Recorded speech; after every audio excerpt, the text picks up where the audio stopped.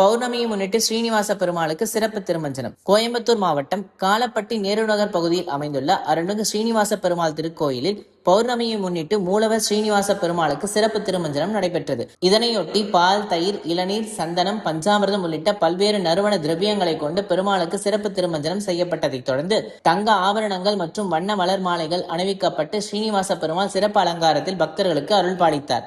இதனைத் தொடர்ந்து துளசி தலங்களால் நாமாவளிகள் கூறப்பட்டு நட்சத்திர தீபஹாரதி, கும்ப தீபஹாரதி, பஞ்ச தீபஹாரதி உள்ளிட்ட பல்வேறு வகையான தீபாராதனைகளும் மற்றும் 16 வகையான உபச்சார பூஜைகளும் நடைபெற்றது.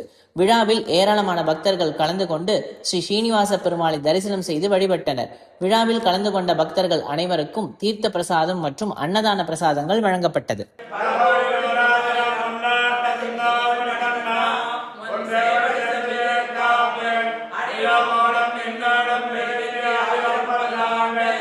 சுபத்ரா